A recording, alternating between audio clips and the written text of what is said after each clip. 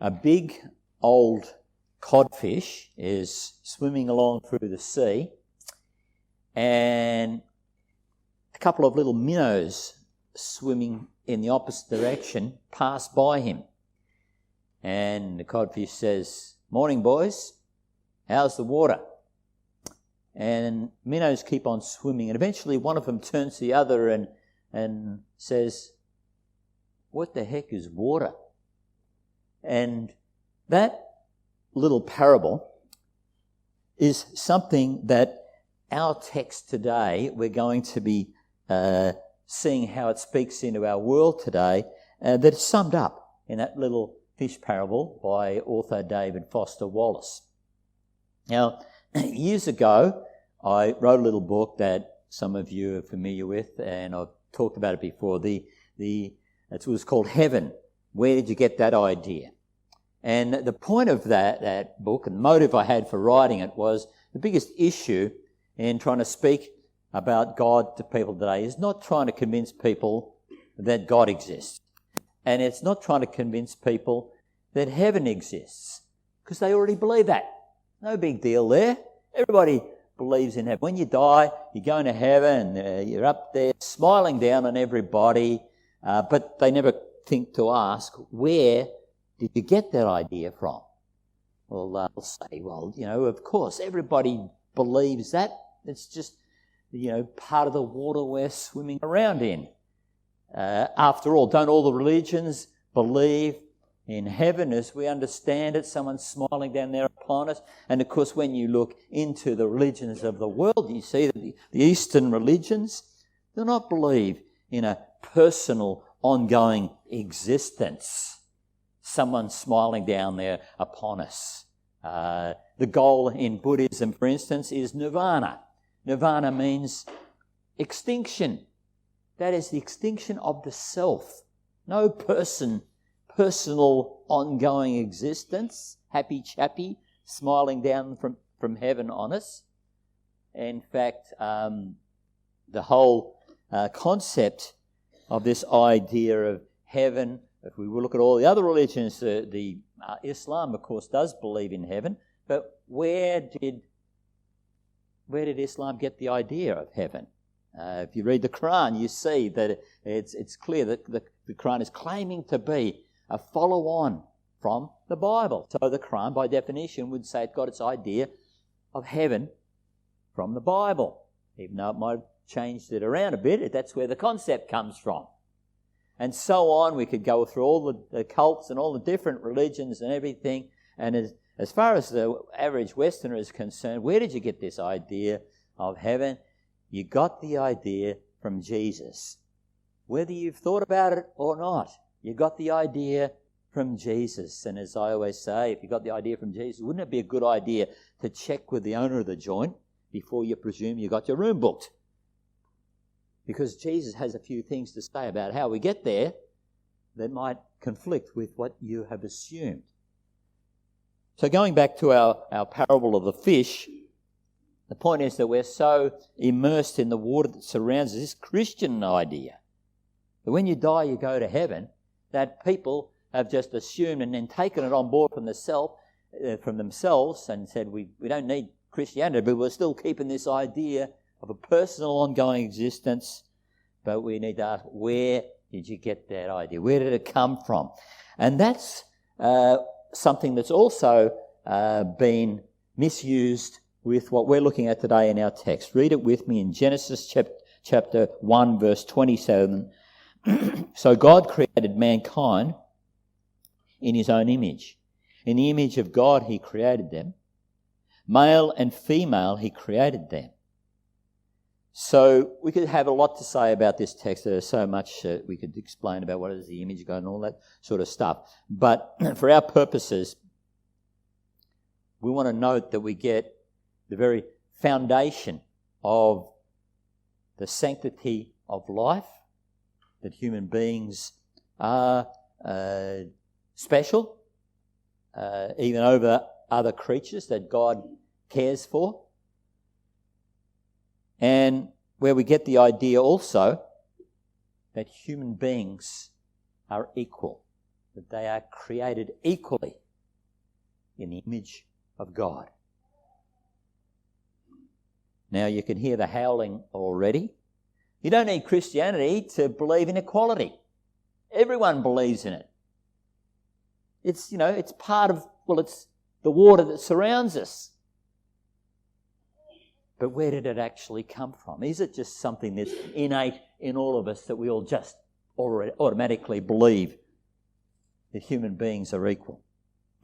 Because when you look at the history of civilizations, or even right up to today, in cultures where the surrounding water is not Jesus, it's not a given that people believe in equality. It's not a given at all. In fact, it would appear on face value to be demonstrably false that all people are equal. Scholars have said the history of thought that comes after Plato is just footnotes. He and Aristotle are the founding fathers of modern Western philosophy. What do they say about the idea that human beings are equal? Listen to Plato. Plato says justice consists in the superior ruling over and having more than the inferior. Now, think about that compared to what we think today. We say justice is where there is equality for all. You don't have the superior, inferior. The fact that they're ruling over and having more being justice, that's injustice according to what we would say. Plato and Aristotle would be genuinely puzzled at our modern demand for human rights, for equality, for human dignity. Because to them, it's self-evident that human beings are not created equal. Can a barbarian be equal to a Greek? Our Greek friends will say definitely not. Can a slave be equal to a master? That's ridiculous. A slave is property, subhuman. Can the rich be considered equal to the poor? That's ridiculous. Can a woman be considered equal to a man? In the ancient world, a woman is not even a credible witness in a court of law. How could you say they're equal? Can the weak be considered equal to the strong? And so on. This is history, but it's no different today. Been to India a couple of times, and in India, the idea of the caste system, of course, politically outlawed, but you speak to Indians, and the whole structure of society, the fabric of society, is still very much embedded with this caste system, even to the point as to who you should marry or what work you do, and who's in the hierarchy of the whole system of life, the untouchables and so on. People are not equal. That's ridiculous. That's ridiculous.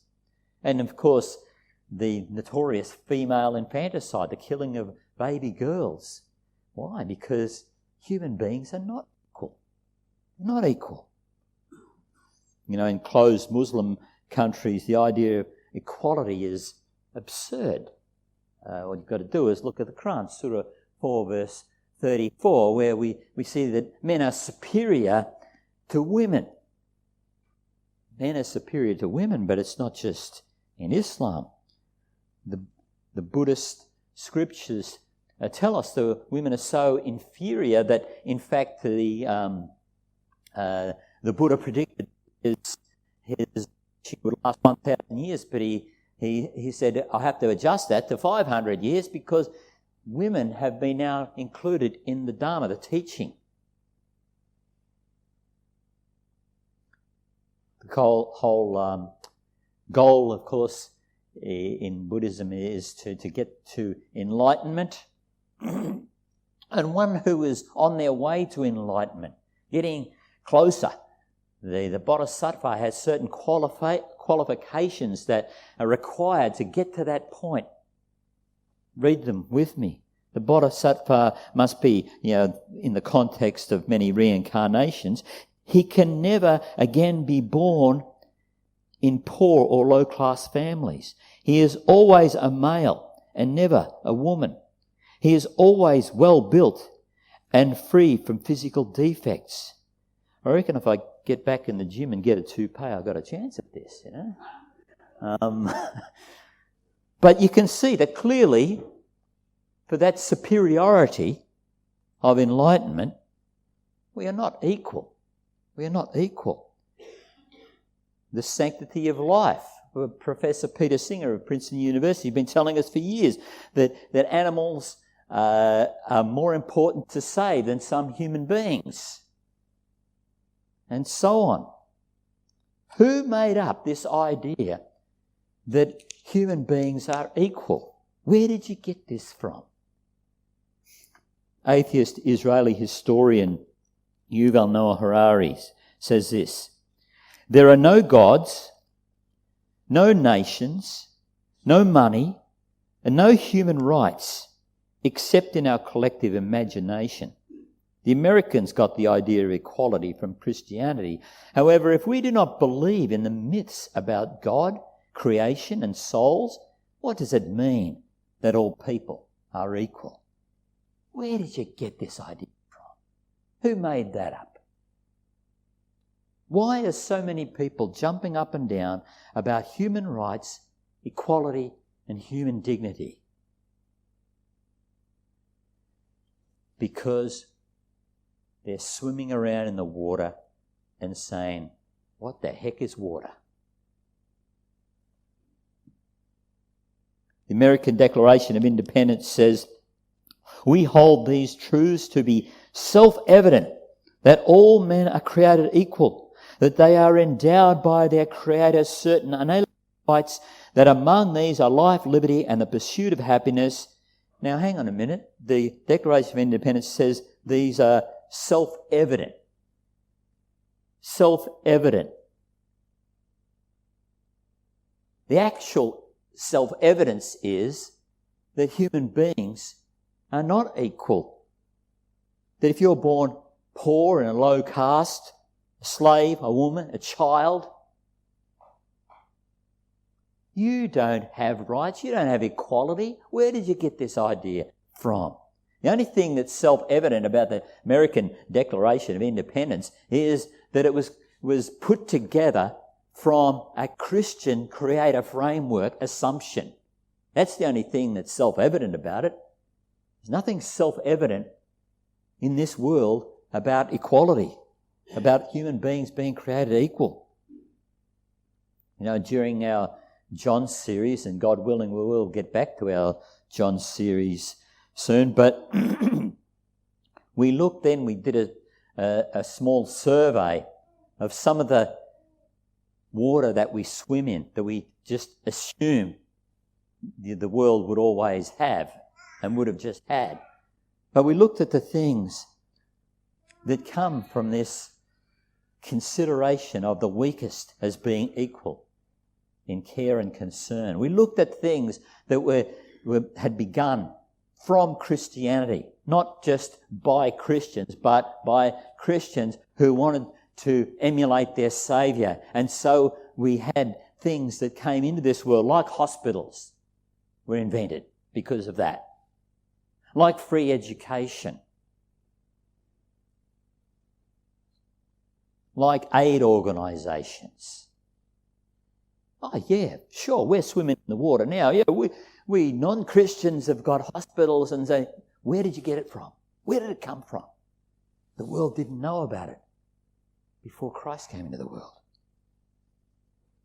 The abolition of slavery, the abolition of child labour. It's the water we swim in.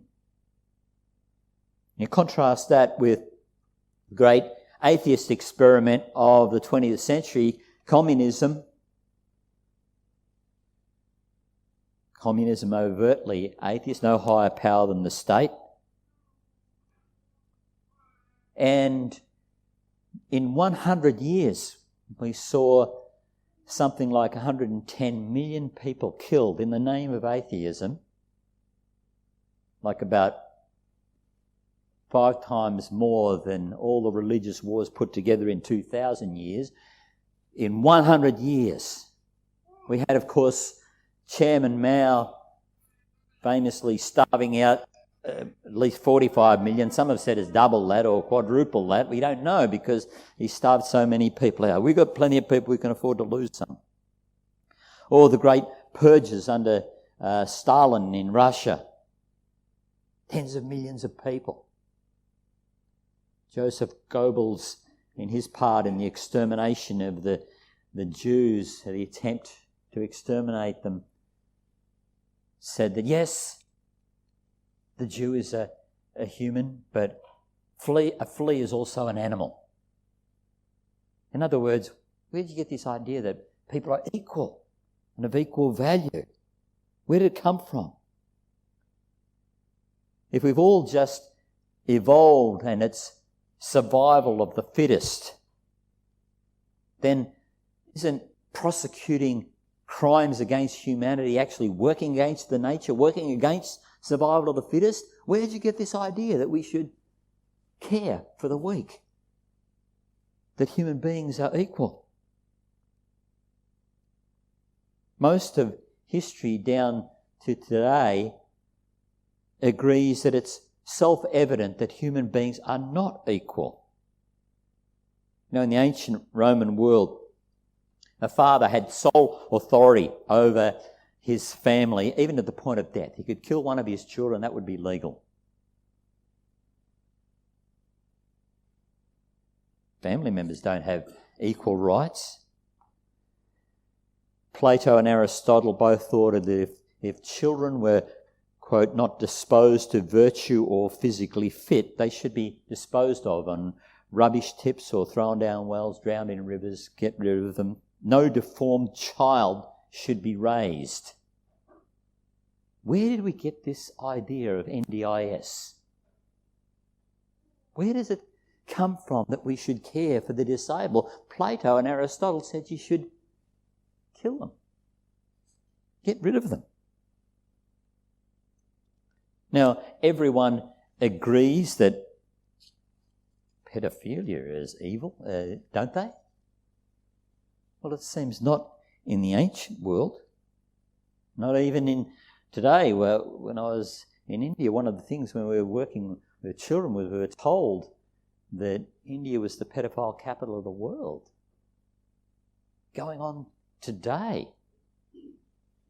And in the ancient world, it was not considered wrong to use your slave children any way you wanted, or a child that you managed to salvage from the rubbish tip, or any of these horrible things. You know, these great ancient writers that we look to for philosophy and so on. Let me read a couple of them. Juvenal, Petronius, Horace, Strato, Lucian, Philostratus. Any of you who've studied this will know these names, but they celebrated pedophilia. They called it pedastry, love of children. Christians called it paidophoros, destruction of children.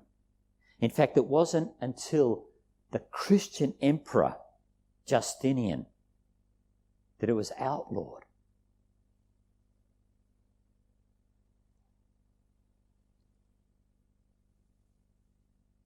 Until then, the way the world operated was consent is irrelevant, age is irrelevant, just a matter of where you sit in the hierarchy of humanity, because human beings are not equal.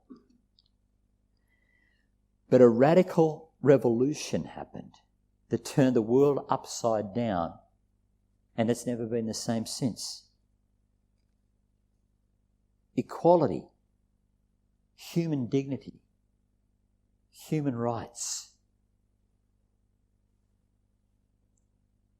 faithfulness in marriage, not just for the woman, but for the man. From the ancient world, something so radical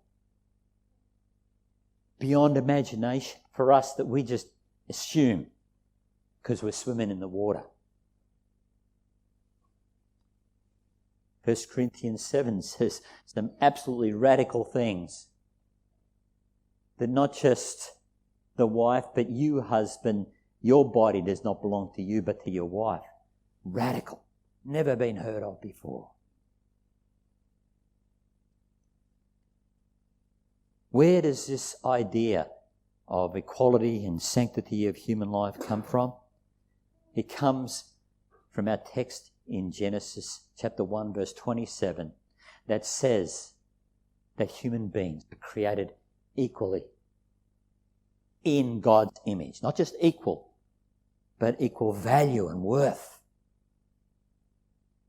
The sanctity of human life and the equality of human life. Reiterated in the text we looked at in Galatians in the New Testament, where the Apostle Paul says in Galatians 3 verse 28, there is neither Jew nor Gentile, neither slave nor free, nor is there male and female, for you all in Jesus. So this radical change happened in society that instead of the weak and the outcast, there was this massive paradigm shift. Why? Because people began believing in Jesus and followed his way of reaching out to the untouchables, to the sick, to the weak, to the downcast, to the slaves, and lifting them up. Jesus went to the people no one else wanted to know. So today, where we have even people in oppressed countries, closed Muslim countries, communist China and so on, and they're actually standing up and protesting for equality, for human rights. When historically they would have just accepted their lot. Now they're starting to protest.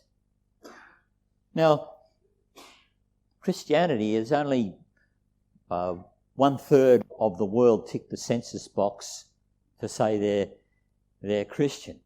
1 in 3 people who walk the face of the earth.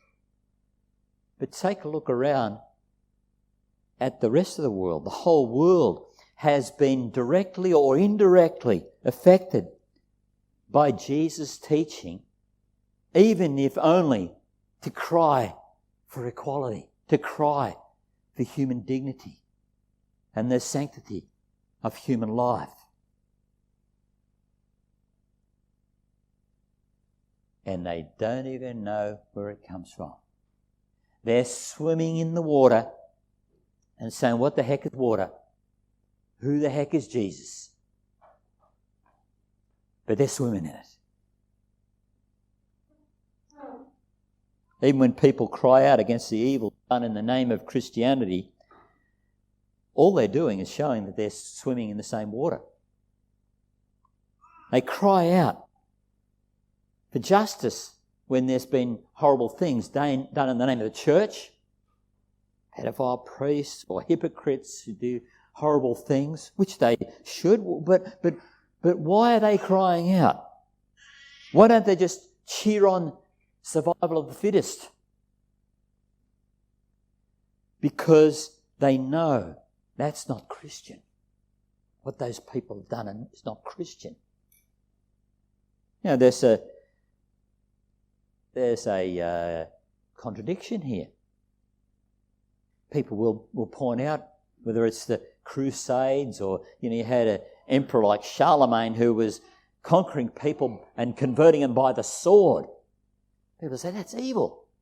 Well, we think it's evil. Yeah, we agree with that. That's evil. But why do people who are not Christian have a problem with that? Because most of the great conquerors of history did exactly the same thing and are cheered on as heroes. Alexander the Great, Julius Caesar, the great Muslim conquests and so on. They're great conquerors, they're great heroes. Why do we have a problem with violence done in the name of Jesus? Because we know that good comes from Christ, and to do evil in His name is wrong. So this brings us now to really an extraordinary reflection, because today we have a real cry for equality and rights. We have a cry for marriage equality, Indigenous rights, transgender rights, Black Lives Matter, LGBT rights, all those protests, all those tears, pleading, appealing for compassion, for equality, for dignity and human rights. What are they doing? They're appealing for a Christianity without Christ. They want a Christianity without Christ. Where did they even get this idea of equality or compassion? It's the water we swim in. It's the water we swim in. The world has been shaped. The whole of history has been shaped and has its origin and reference point in the cross of Christ, where compassion was put on display and transformed the world.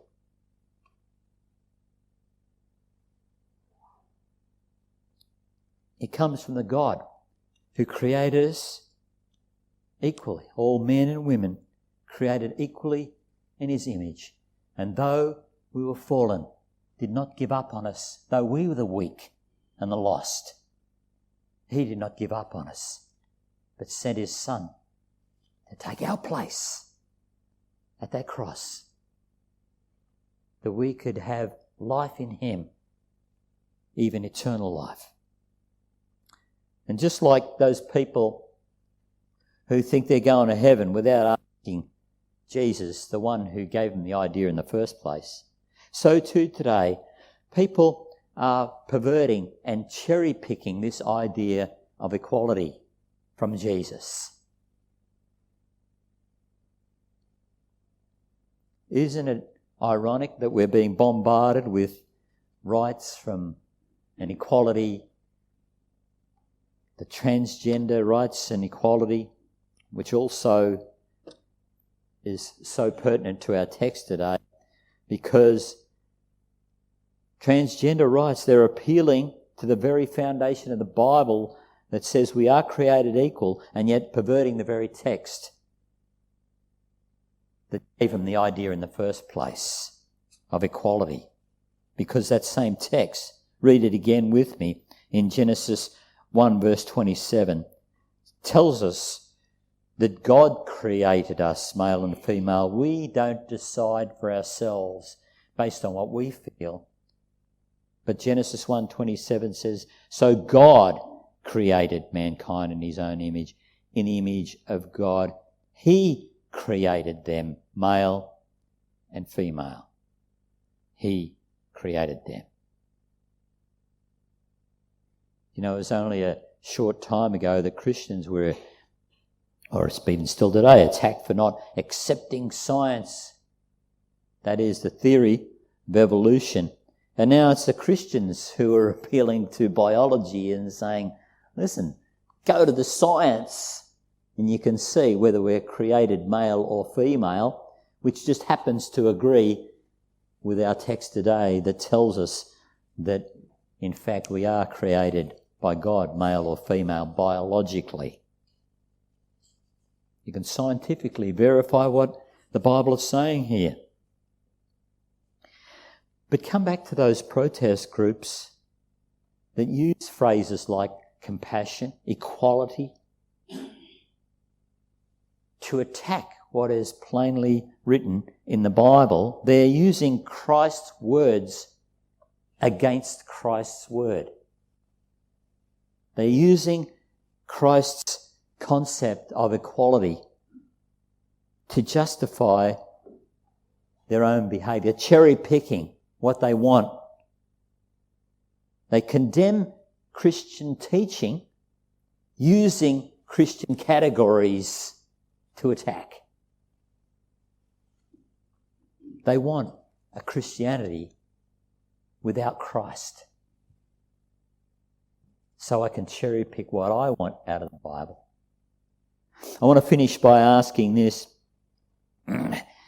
How can it be that this teaching of Christ could so permeate the world that it's the water we swim in, even in countries that don't know about Jesus or had not had the gospel as long as other countries? How could it be that even anti-Christian people accept the idea of equality, of compassion, as just a given? How could it get all through the world if it's really actually just coming from one man 2,000 years ago? The answer is because Jesus is Lord. And he will get his message to the ends of the earth, whether we obey him or not. He has permeated this world. He has changed this world, even a world that is largely in rebellion against him, so that on the day of judgment, you will have no excuse. Oh, I wanted equality. Where did you get it from? Oh, I'm going to heaven. Where did you get that idea from? And that will condemn you unless you acknowledge the source of where you get these ideas from. Because compassion didn't just jump out of nowhere. It didn't just suddenly pop up in the Western world. God came in person and showed us what compassion is. You know, if God really came into this world, we would expect a solid historical record laid down for us as it was 2,000 years ago. But where's God today? Where is he today? Where's Jesus now? Take a look around you. You're swimming in it.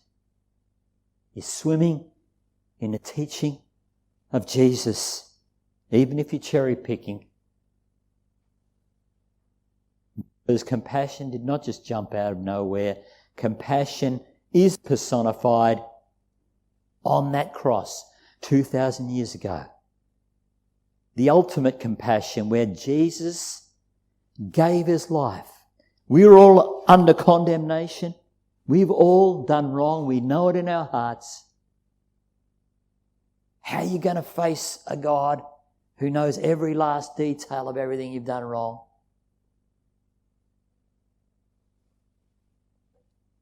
God sent his Son. Even while we were still in rebellion against God, he still sent his Son to take that penalty, to take that debt, to take our sin away, that we can be in right relationship with God now and forevermore. If you want to know what compassion is, take a look at the cross.